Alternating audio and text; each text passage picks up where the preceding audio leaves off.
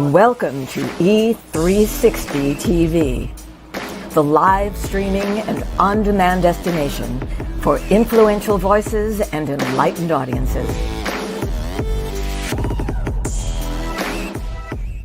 We offer trending, grassroots, and purpose-driven content across a diverse range of interests. E360 TV is more than just watching programs. We offer the ability to interact with live shows connecting audiences to real, authentic influencers and storytellers while streaming to millions of devices.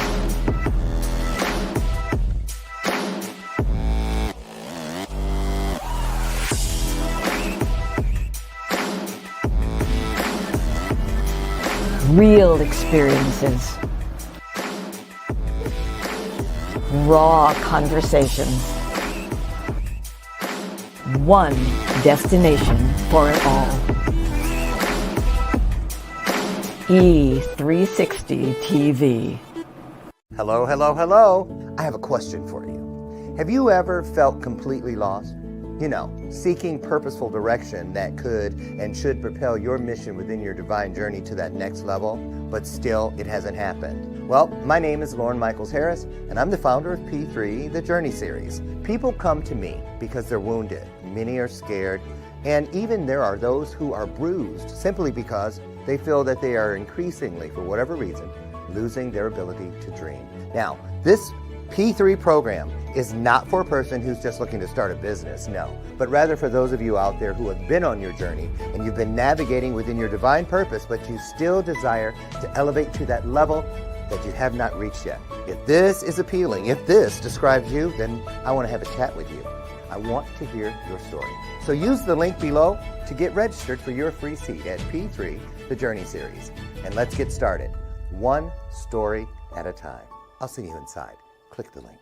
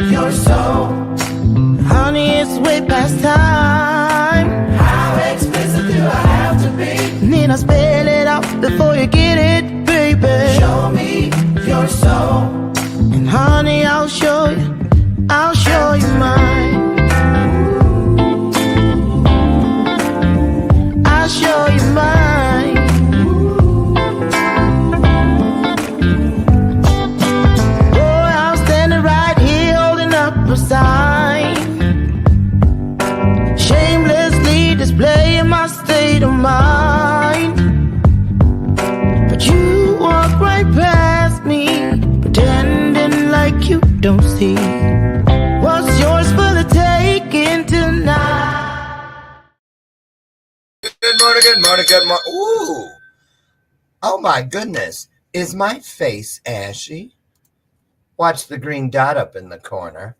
I'm just going to show you something real quick. Welcome to today's installment of Bathrobe Moments. I'm being silly. This is Genovia Renee.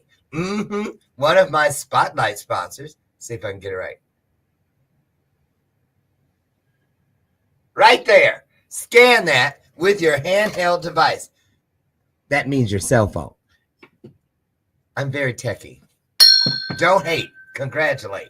So, anyway, Genovia, Renee, if you scan that green code, this is a mother-daughter duo out of New York City. New York City. Get a rope. And my ADHD is here today. Anyway, I met this mother-daughter duo when I was in New York last year speaking for the Young Black Professionals event, and they dropped some samples in my bag, and I've been hooked ever since. And today, if you scan that and go over, seriously, I use the serum, I use the Wood body butters, I use, what else do I use? The exfoliant. Yes, and yes, and yes. So, you see how ashy and like old this skin looks? Wait a minute. They'll think you went to Beverly Hills or one of those Spanish countries and had some work done. Okay, wait. Da-da-da-da-da. And just like that. Check the cheeks, y'all. Yes.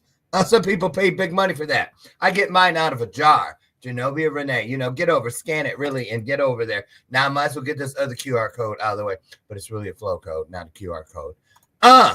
There, but I'm ready for even more. I'm putting it right here in the middle, on the top of me. Scan that one for real. Scan that one. That is for this Wednesday, the 19th. See it? To register for 2/19/25 for our Mindset Revolution. Free webinar, 90 minutes. This is the first of the next 4. Now, we just went through a 4-part series last month, and oh my goodness, amazing. We're kicking this one off. It's how to create an unforgettable brand message. And my Justin Charpentier, my PR guru, has been with me over 10 years. Everything you see out there, excuse me, all my covers, all my magazine covers, all of my opportunities. He's helped me get a couple movies. Justin Charpentier is going to be co-presenting with me Wednesday, talking about all the different things. Y'all think you got it down. I have not spent money, thousands and thousands and thousands of dollars with some big agency to get Google me. Just Google me and go to all those images. When I started 10 years ago, you couldn't find anything. Well, you might have found that thing where they go, hey, has Lauren Michaels Harris ever been arrested? Well, hell yeah, I wouldn't have a story if I'd never been arrested. Damn, shit. I'm just saying, I ain't scared. That's just how it was. That was then. This is now. But what I'm saying, I had 0. So come on in, you guys. All of you are healing. You want to touch as many people as possible. Get in and learn how to get your stuff out there. Really, this is the year Jubilee. I'm sick of y'all sitting in shadows. Now, come on. People need you. All right. Guess what I got for Valentine's Day? Whole bunch of stuff. But look, my favorite. A RuPaul coaster. RuPaul's Drag Race coaster. I love my husband. I do. And I wouldn't have a husband if it wasn't for all the great things going on back in 2015 that allowed us to jump the broom, get married, tie the knot, you name it. And today's guest, Aime Hutton, is an LGBTQ 2S+. My husband even didn't know what that was, and he's a sex therapist, right? And he works a lot in the trans community. He goes, I think it's 2 spirits. I'm like, you're guessing. Oh, Amy said, yeah. My husband is smart. Okay, honey, I see you. So anyway, Amy is here. Let me see. You guys, do I have any other? Okay, I have one more. One more. What is this thing called? An announcement. Lord Jesus, was that a senior moment? Nope, just forgetful. This one. If you are in or about anywhere around the Boston area, not anywhere, but you know what I'm saying, close to downtown, I'll be there on March 1st, 2nd, and 3rd. PitCon Exposition and Conference Center and Exposition. I will be keynoting on the 2nd, arriving on the 1st, but keynoting on the 2nd. 6,700 chemists will be in the audience. That's exactly how I'm going to be looking after this. How are you, Dr. Harris? I'm Dr. McGillicuddy, da-da-da. And I'll be like, E = MC²? That's about all I got. Anyway, I'll be there. I would love to have coffee. I'd love to catch up with you. I'll be there also, stay in a couple days to start rehearsing with Sanjeev Chopra, Deepak's brother. He and I are going on tour, and rehearsals start that weekend. So excited, so excited. Hercules, Hercules, Hercules. Yay! Okay, so also, you guys, there it is. Mindset Revolution. It is free. This is all about abundance. This is the year of Jubilee. People are coming in and they're walking out changed every Wednesday at 7 p.m. Central Standard Time, 1,000% free. So you ain't got no excuse. Bring that ass. Come on in, sit down, meet some wonderful people, and have some conversations that I guarantee you are life-changing. Life-changing. So come on in this week. And I want to say good morning to my crew. Lori Whitney. Good morning, all you beautiful people out there. Good morning, good morning, good morning. Sherry McQueen. Sherry McQueen, Robert Brooker. We got to call you guys the Mighty Three, because I don't think any of us would make it without you three. Seriously. So Aime Hutton in the house backstage waiting patiently. And she's a real advocate, of course, for the Rainbow family. She says that about every 7 minutes or so, in her opinion, a child is bullied on the school grounds. And 1 in 3 teens reports being bullied, where that makes about 40% of teenage girls report that. Well, it doesn't make them, but they do report cyber harassment. School attendance are currently low, test marks are low, but the rate of teen suicide is everything but low. It's rising, and we want to know why. So Aime is working with young female students who are not feeling safe, seen or heard by their peers, by their teachers, by anybody. And we're going to find out how she's doing it, why she's doing it, and how we can help do more of it. You guys put your hearts on the screen. She's all the way from Canada. Oh, Canada. Uh-oh. Hit that this morning. You guys put some hearts on the screen. Amy's on her way in. All the way from Canada.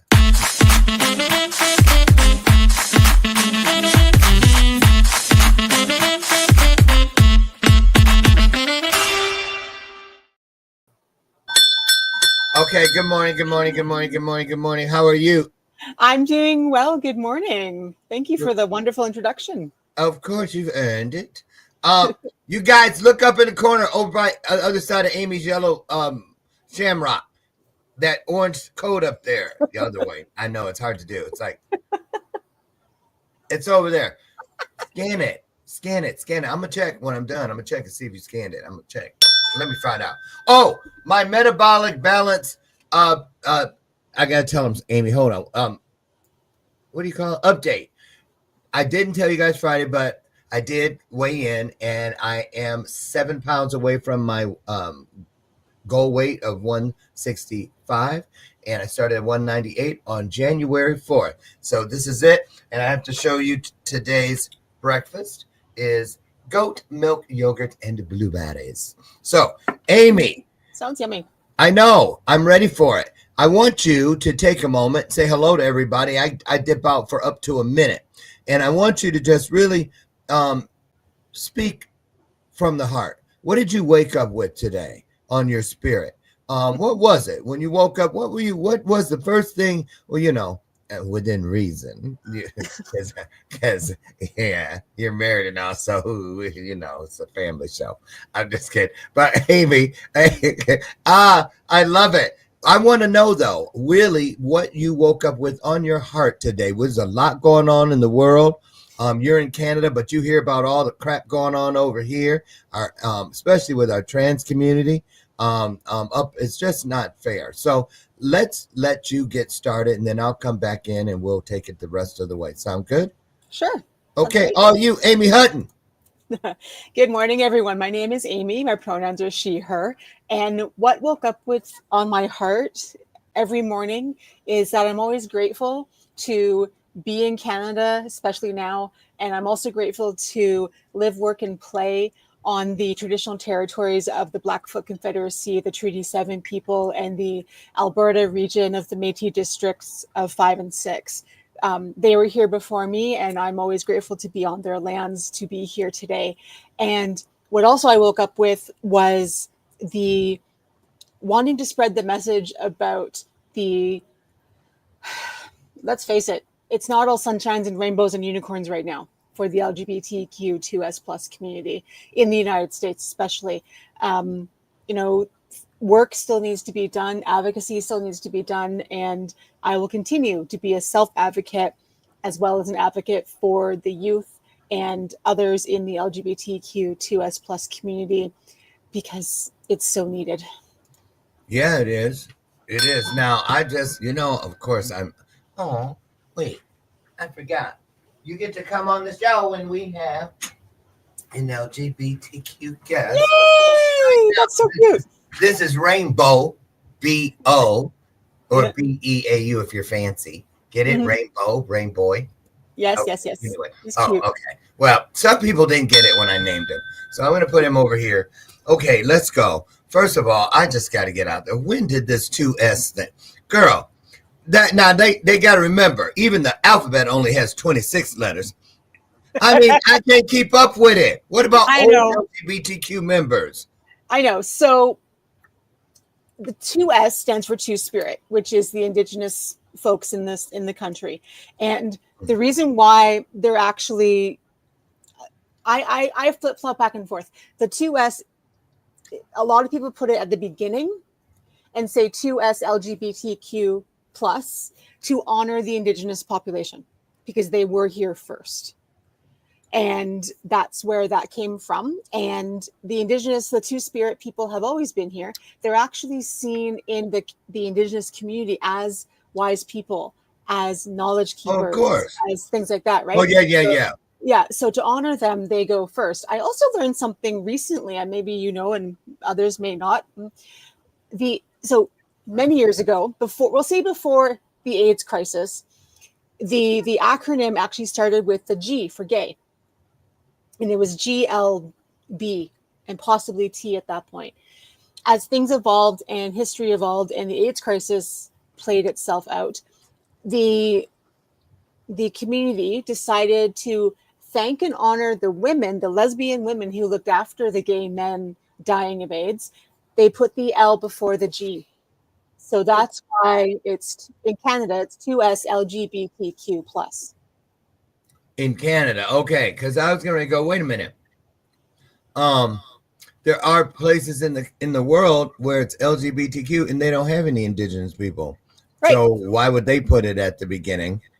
You know what I'm saying? Why would they put it on at all if they don't have any? So that's a regional Canadian, a region. Okay, so I wonder how Brian knew that. My husband, he is smart. That's when you think you know someone. Did he have to? Did he have to Google it? No. Oh, smart cookie. He was having his protein shake, and I just looked over and went, "Hey, I'm going to bring up that thing with how they keep adding letters, And he goes, yeah. And I said, yeah, 2S. He goes, oh, I believe that's. And he said, Two Spirits. So yeah, Two Spirit, and like the indigenous community. Dates back in history that they actually acknowledged 4 genders. They acknowledged male and female, and they also recognized what we call in Canada and in the United States, like trans woman or trans man, but they just use like Two Spirit. I had no idea. Yeah. Well, there's Bathrobe Moments. Hey, Bathrobe Moments. Okay. So I want to ask you this. Let's get started. I have a number of things I want to go over, but first, and we want to talk about your inch by inch empowerment. Yeah. But first, let's go here. Let's talk about you. I saw I think it was LinkedIn, you were saying that you are an adult survivor of severe and prolonged verbal. Severe and prolonged. That sounds like some legal term. So I want to go there. You said you're an adult survivor of severe and prolonged verbal, emotional, and physical harassment from your peers. So what does severe and prolonged look like? So when I was growing up in school in grade 3, I was being bullied by the kids in my class. And, back in the 80s, we didn't call it bullying. It was just part of life. And, go on with your day and go to school. Prolonged, I use that word because it lasted for 6 years. every day of school between grades 3 and grade 8, I was mentally and emotionally like really abused by my peers. And then I was also physically attacked twice. And no child at grade 7, grade 8 should feel that numb like I did. Mm-hmm. Well, I'm trying to frame it. Because, you know, I was bullied, you know, sissy, this, and other, but I was also popular at the same time. You know what I mean? Because I didn't give a shit. And I didn't really, I don't know why, I just didn't care. It didn't bother me. But when I got into foster care at 9, I found out, because you couldn't make me fight. You know, they used to try to make me fight my family. Go fight that. I did beat up Nancy Witzke, though, because she was the last straw. I had to tear that ass up in the carpool car. Everybody, they threw me a party at my house. They did. My parents, they threw me a party because he finally fought somebody. But it wasn't a real fight for me until I had to defend an underdog. Someone I saw bullying. When I got in and little kids were getting picked on by, you know, whoever it was, I couldn't stand it. So in a way, I can see the advocacy side, but I can never know what it felt like to sit from where to take where the stripes that young Aime took. Let's talk about that. Do you ever compare when you hear stories of a young person, a young female today that kind of travels, triggers you and crosses back over? Has much changed is what I'm asking. Has the needle moved at all? Yes and no. So I work with girls. I also have shifted a little bit, and I work with the youth, the queer youth or the questioning youth who are trying to figure themselves out between age 11 and 14. And I help them with their coming out journey and being fine and comfortable in their own skin. And when I've spoken at schools and done keynote talks and such, there's always someone in the audience that comes up to me. And I had this one young girl come up to me one day and she said, "Miss Aime, the kids in the class think I'm fat." And I had to take a breath because that was one of those many words that the bullies called me. They called me every name under the sun. So in those moments, I have to remember I'm there to serve. I'm there to help. I'm there to lift up, empower the youth in the room. And, you know, it's going to be okay. And if I got through it, you can get through it. And that's kind of, so as the needle moved, yes, no. During COVID, especially the cyber harassment, cyber bullying, cyber assault was on the rise. I remember someone saying to me during COVID, "Oh, Aime, I bet you're really happy because I bet the bullying has gone down." I'm like, no, they've just gone to their screens and their phones, and it's still happening. So that's in if I want to look for a little bit of a silver lining, like when I was growing up, and Lauren, when you were growing up, we didn't have cell phones, we didn't have iPads. It was I was at school, I got through my day, and I came home and I could shut my door, like the house door, like the main door of the house. It could be shut, and I'm in my house, and I'm good. I'm safe. So, why did I just imagine utilizing the biggest screen in the universe, our imagination? Why did I just imagine you coming in the front door and kind of like throwing your back against it? Just like, you know, when you slam the door shut and you're just like, okay, I'm in here. After you lock all the locks, you know, almost like you're chased into your own sanctuary. Mm-hmm. What about the people that were waiting for you at home, family and things? Because let's put it this way. I know in my town, there was an entire family that was bullied. The whole family was bullied because of how they lived, where they lived, the size of everybody in the family. The rumor was if you went over to their house, it always smelled like fried potatoes. And so, of course, we all had to seek out an invitation to find out. And it really did smell like fried potatoes. But because they had so many kids and stuff. which led to, there were things that led to, they were just trying to make it. But it was horrible. It was horrible. And it followed them. I remember the oldest sister, I was in elementary, like third grade, and she would cut across because their school would get out before ours. And she'd cut across our what's that called? Playground. Yep. And the kids would start taunting her. They would start and they'd run up and touch her and then run. And if they touched you after touching her, you had her cooties. Patsy Atkins. They would say, ew, you touch your pet. And you're right. We did not call it bullying. It was just, we thought it was fun, but it was far from fun for the people who were receiving it. So let me ask you, so the people at home, they saw you come in that way, yes? I was a latchkey kid. So my parents were at work and they wouldn't come home until closer to, they'll say the 5 o'clock hour, and they didn't see. And when I was younger, my mom, our school, we had like an after school care kind of thing that we could go to. And then parents would pick up the child, after they're done work kind of thing. Yeah. Yeah. So yeah, they didn't see me when I initially first came home or, at the school, at the after school care. And, home was safe. Like I had a lovely, like growing up, like there was no issues in the home. My safe spaces outside of the home was being involved in Girl Guides and Pathfinders and stuff. And also swimming and dance. Did you say Pathfinders? Pathfinders. So in Canada, Girl Scouts in the United States, in Canada, it's Girl Guides. And the age brackets are Sparks, Embers, Guides, Pathfinders, Rangers. Okay. And it goes up in age. Because that was in a thing called Pathfinders, but it was church related. Yeah, no, this wasn't. Oh my God, were you Adventist? No. But Aime, when you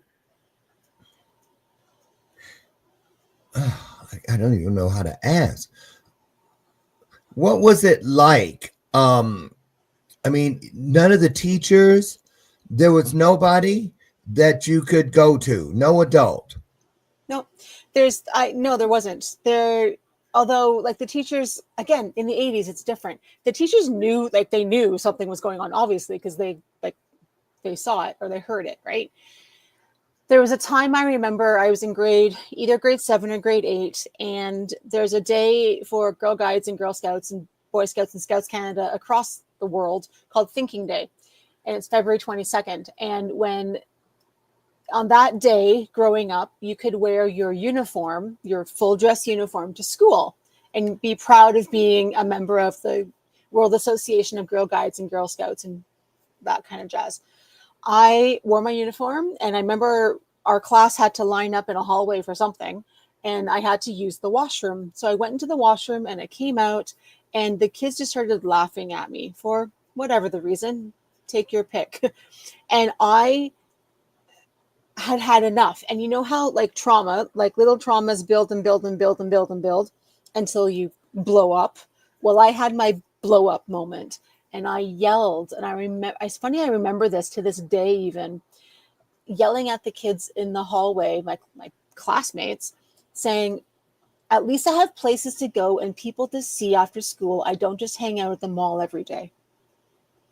And the kids were gobsmacked. They were dumbstruck. Like they didn't know what to say. They were silent for all of maybe 5 seconds. And then they laughed even more. A teacher came out into the hallway, looked at me, looked at the kids, and I got angry because they were loud and got mad at me for yelling. The teacher got mad at you? Mm-hmm. Yeah. There was a lot of codependency, and I don't think they realized it. I think it was just, it sounds so stupid when you hear yourself say it, but because that's what my grandparents used to know. That's just the way it was back then. That's just how it was. So what about now? Let's go now with the kids that you talk to, because I remember, let a rumor or something come out and you're a part of it. I think I had one. When was it? 7th grade? Something.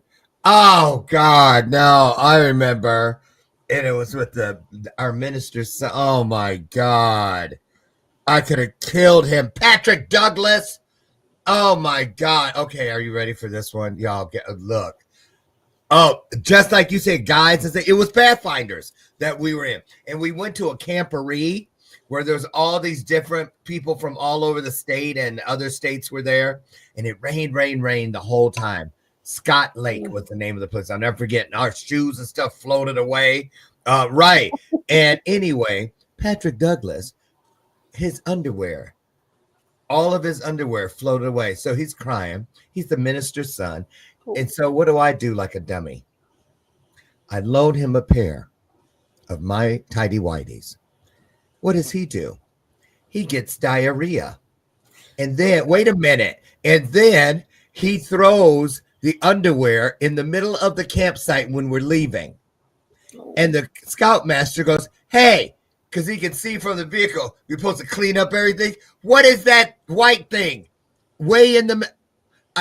nobody know. I'm up there on the bus jumping around like everybody. Wait a minute. He goes and he has a stick and he comes back. And my mother wrote my name in all my underwear. Of course she did. Because that's what you do when you go to camp. These shitty underwears with my name in it. And I could have killed Patrick. He's sitting over there. He didn't admit nothing. I had to finally corner him in church like 6 weeks later. Wow. Because it was still going on.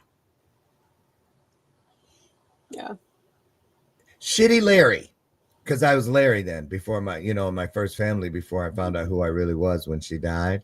Yeah. And I was Shitty Larry for about over a year. Oh. I'm just said all that because it just the first time I thought about this since then. And my world was crushed. Even though it was only church and that group, at least when I went back to public school, none of them were there. So nobody knew about Shitty Larry there. It was only at church and stuff. And I dreaded the weekends where I used to love it. Yeah. So it can follow a person. Amy, how long do you think, or does it still affect you? Because we hear about imposter syndrome. Does it ever really completely heal? Does it hurt when you see it happening to someone else? What? It hurts. I know it does. It does, doesn't it? It still happens, doesn't it? It still happens. Yeah, when I've been in schools, I'll hear it, and just that. Now, I'm not a parent. However, that mama bear in me comes out. It's like, you need to stop. Like, stop doing the name calling. Like, enough. And as I shared earlier, when that young girl came up to me after a keynote, and she's like, Amy, the kids in my class call me fat. I was like, oh. How do we get them to stop? How do we get them to stop? What do you do when you go in? How do you arm a young lady so that, or empower her so that this stuff is it possible for bullying to bounce off of a person and not hurt? Is that even possible? I would like to say it can. However, it takes a lot of work on that young person to do the work on themselves. And when you're 10, 11 years old, you're dealing with so much stuff already. So it could be tricky. And what I speak about or teach about when I've gone into schools and such is I speak about self-acceptance is my superpower, and how, kindness. I speak about kindness a lot, how kindness is good, how kindness is best, and then I also, when I speak to just the educators, it's that kindness comes from the top down. So what are the senior staff in the school, how are they treating their educators and the support staff and the custodian staff? Like, what's the school culture like? Because then the students will see the teachers and the principals and staff interacting in a kinder way. And it's just setting those rules, those boundaries in the classroom, in the school as a whole, to say, no, we will not tolerate this. I know there are a couple of private schools here in Calgary that have a bit more of that kindness culture, I'll call it. Yeah. And it's working in the schools. However, schools here, I'm guessing the same where you are, Lauren, schools in Calgary are overcrowded, overpopulated, and there's not enough teachers.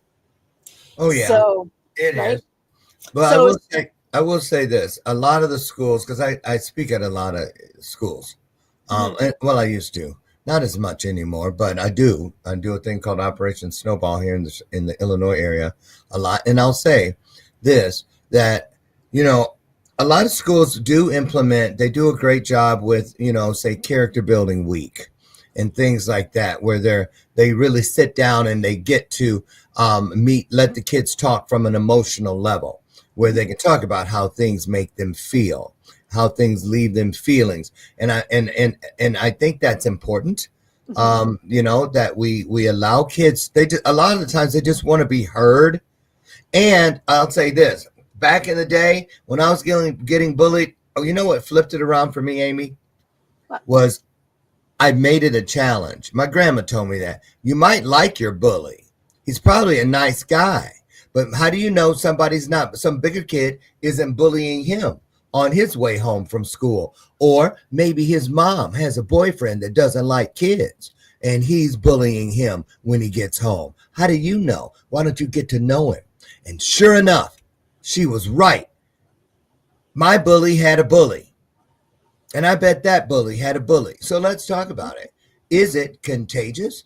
Do you think that most people who are bullies have been or are currently being bullied themselves?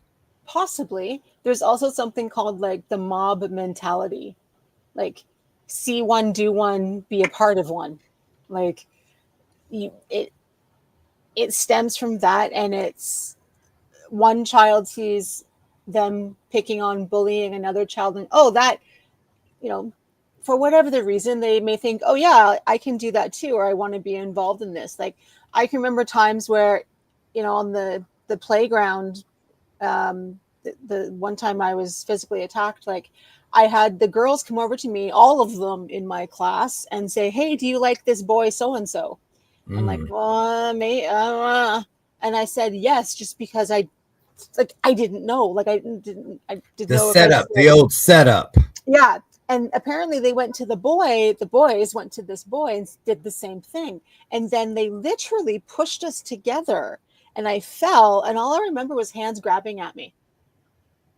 And it was a mob mentality of bullying. And the teachers finally came over on the playground and, separated, everything. And yeah, so it could be stemmed down, like, generational trauma, generational type stuff. Another thing, when I speak more to the adults, teachers, and parents, is, and I know I ruffle feathers when I say it, bullying doesn't start or happen in the school ground. It happens and starts at home. So parents, what are you doing at home? How are you treating your child? Wait, did you just say bullying starts at home? Yes. Well, that can't be 100%. It's not 100%, yet a lot of it, that's where it can come from. Bullying Well, starts. that's different than it can come from, and where it starts, it's kind of different, Amy. Mm-hmm. Well, I'm just saying, because, we got to be fair. Yes, we got to be fair to those parents in those homes that are not doing that. Right, which is good, which is a good thing. So maybe we should reframe and say, in a good portion, in a sizable number, but I don't think it's fair to just blanket everybody like that. Well, no, but I do know that a lot of it starts at home. Explain that. Since you know that, explain that. Help us understand what you mean. Well, again, it's coming from generational trauma, generational things going on in the home. Like, It's maybe possible. It's possible. Yeah. So, maybe it's unfortunately, an abusive relationship at home. And the parent is being abusive to their partner, and maybe the child sees this and thinks, oh, that's what I'm supposed to do. That's what, how I'm supposed to treat people. Or maybe the child, unfortunately, is being abused at home, and his outlet or their outlet is turning around at school and being a bully to somebody else at school, picking on someone who's weaker in their mind. So that's how it can start at home. Okay, it can. It's possible. I got to go back to this, Aime, because I believe we all have. I'm not picking on you.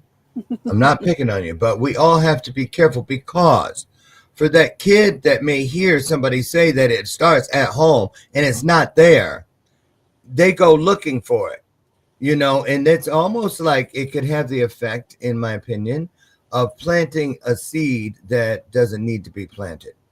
As far as, mommy, you know what I'm saying. I mean, don't you see where I'm going with that? And what do you guys think about that? Yeah. Okay.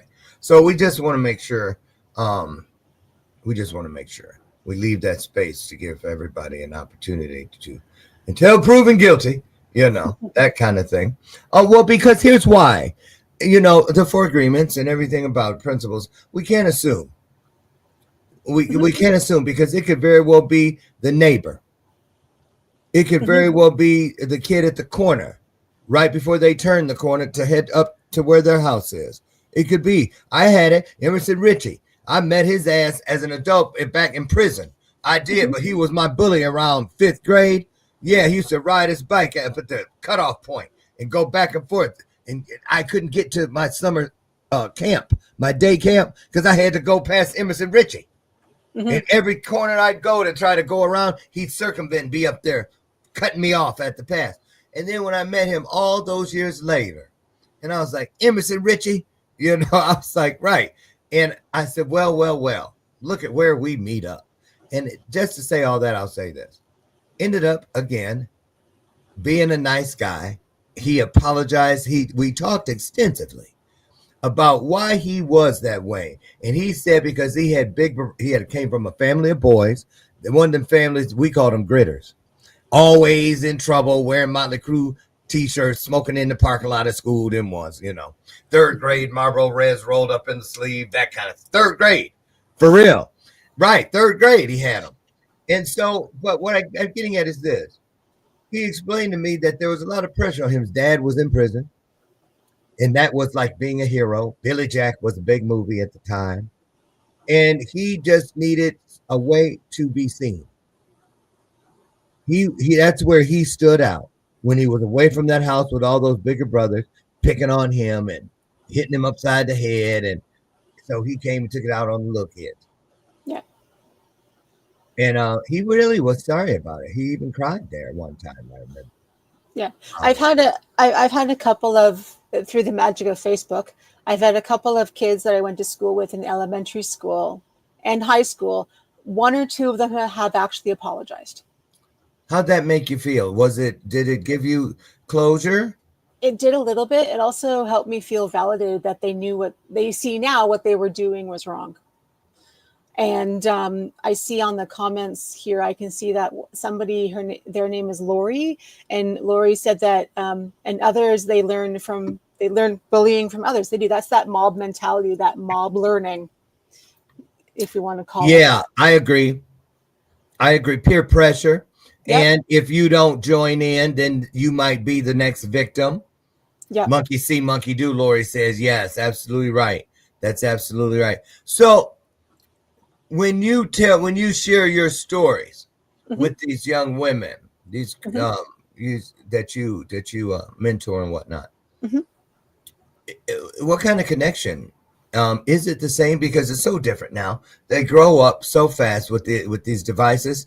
You know what I'm saying? I thought it was something to come across my brother-in-law and my uncle's, Playboy magazines they had buried in the garage or something. Nowadays, trafficking, all kinds of access to pornographic materials and all these different things. So what in the world? I mean, how do we keep up with it? I'm saying, though, how, we see the little kid, you're a little kid, but really they know more than we do about a lot of stuff. Yep. So Yep. how do we help? What do we do? That's a good question. So this actually falls into a modality I teach adults called emotional CPR. And emotional CPR is a peer-to-peer, or in this case, when I was at the teachers convention on Friday here in Calgary, teacher to student. And it's helping somebody through an emotional crisis and emotional trauma, be it a big, I call it little T trauma, like I stubbed my toe working, coming out of the bedroom on my bed, or it could be big T trauma of I witnessed a car accident or something has happened to me. That's really, really traumatized, like big T trauma. And with youth, because I've also taken here, I think it's across the globe, it's called ASSIST. And ASSIST is suicide prevention and support training.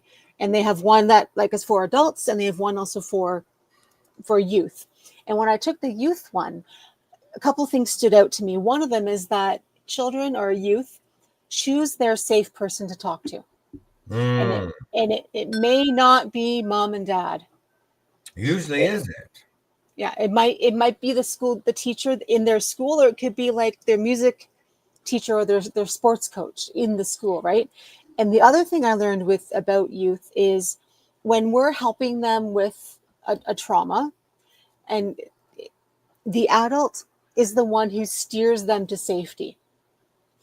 And the caveat to there is when teachers, I just use teachers because that's where I was at the teachers convention speaking.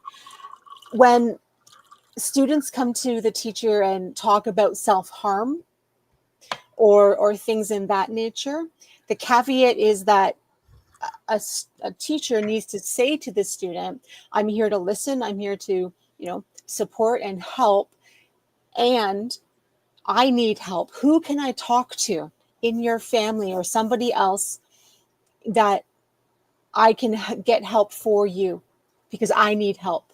Who can I speak to? It could be mom and dad. It could be an aunt. It could be a grandma or a grandpa or some other relative, an older cousin even. Who can I talk to help me to help you? Because if a child is talking about self-harm, that could lead to more, possibly. I agree. I want to circle back, if we could, because I wrote it down when you said coming out journey, and that made me think how different that most likely is for a kid today. Some of the results of coming out are the same. I hear, kids that get kicked out of the home end up on the street.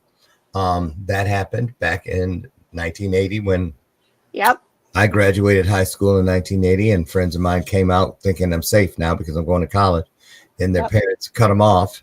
There was no college, and they could have never seen that kind of retaliation coming. And so homeless was the place. A lot of kids ended up still the same today. Yes, I hear. And now, so talk about that.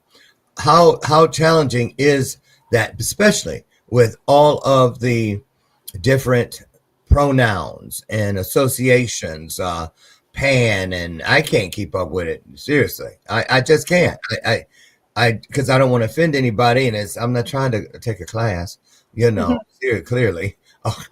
So let's talk about that if we could a little bit, Amy. What does that look like? Because my husband works with a lot of a big portion of the trans community here in the state of Illinois, especially the young ones when they first start identifying, all the way up through. He passes them off, I think, when he gets to the point where they need the letters and stuff for the reassignment. he sends them someone deeper because that's irreversible. But so he hears a lot. And what are you hearing? How are they doing out there with all that's been going on over here in the States with that affect the trans community? How are these young people doing over, from your opinion? What I've been observing, because the province I live in Alberta, our premier, so which is equivalent to your state governor, our premier here in Alberta has decreed that coming in March or April, 3 new laws about the transgender community and youth and puberty blockers and a whole bunch of stuff are coming into law here in Alberta. There's another part of that section where if a child comes out to a teacher and wants to use a different name or wants to try, have a different pronoun, the teacher has to call the parent. If they're under, I believe if it's under grade 6, the parent needs to be informed. Yeah. Here's the problem. If a child is not out at home and the parent gets a phone call from the school that say, hey, little Bobby wants to be called Sally and wants to use a she, her pronoun instead of he, him, there's a big potential that, depending on the community, the family will not accept them. There will be violence in the home potentially, and possibly the child will be thrown out of the home because of the pronoun and the parents not accepting the child. But this example we're using, didn't you say they have to, you said, what was it, the minimum age you said? I believe grade 6. So grade about 6. 12. A 6th grader, 12 years old? Yeah. But here's where I go with it. I have a lot of nieces and nephews, Amy. And don't forget, this is an openly gay man you're talking with here. Yeah. But I know every time they come over back in the 90s, the big thing was, I don't eat anything with eyes this week. The next week, I don't eat anything with skin. The next week, I don't eat anything but things with scales.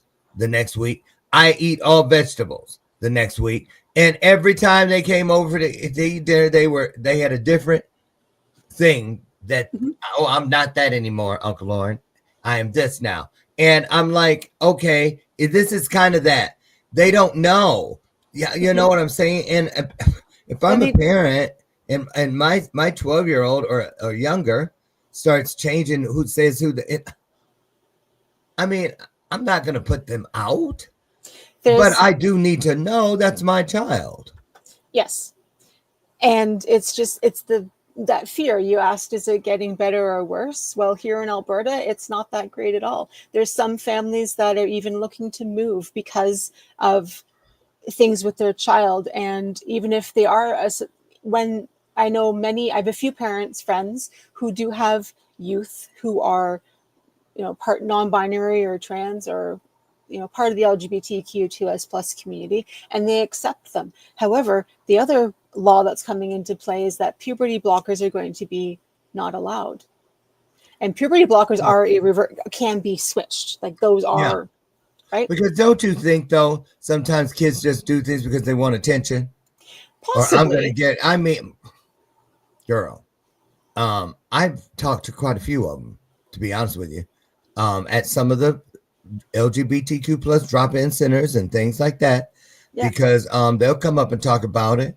I have even had friends as an adult who had gender reassignment surgery and were suicidal later because they're like, I didn't give myself enough chance as a boy.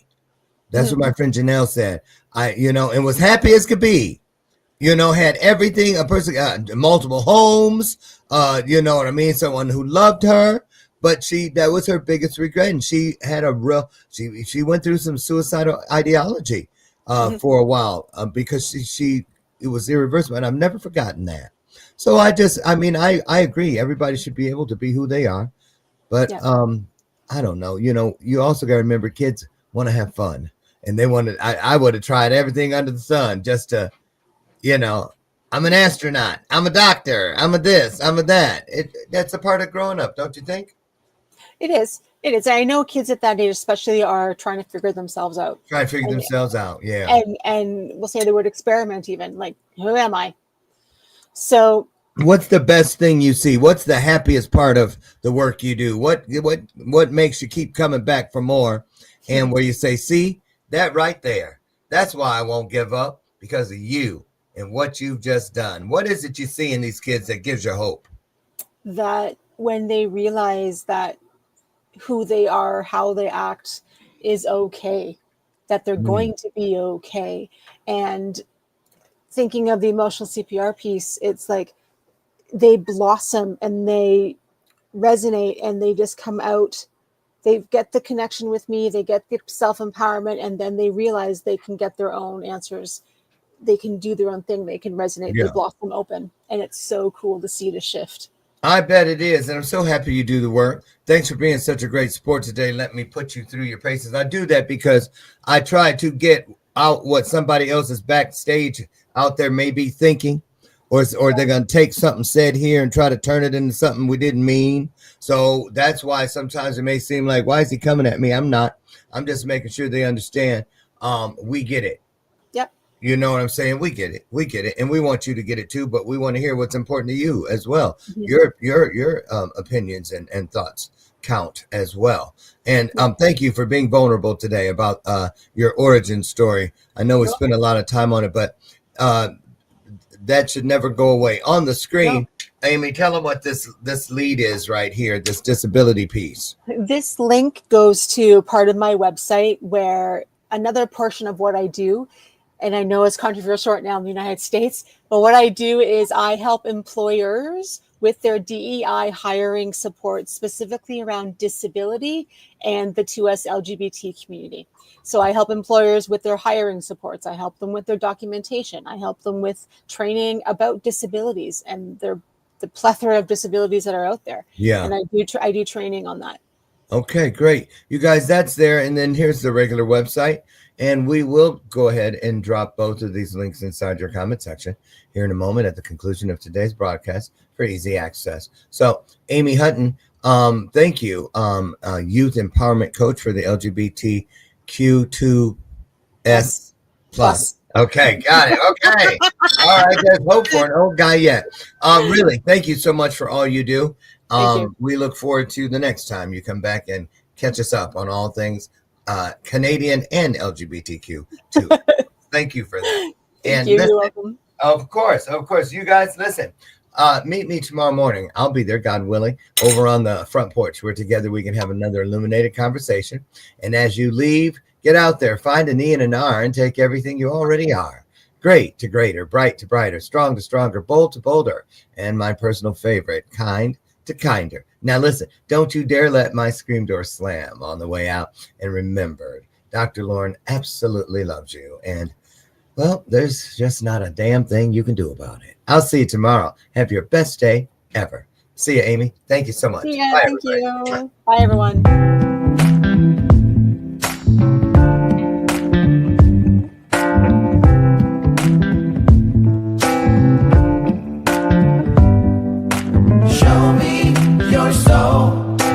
Baby, I'll show you mine. Show me your soul. Honey, it's way past time. How expensive do I have to be? Need I spell it out before you get it, baby? Show me your soul. And honey, I'll show you mine.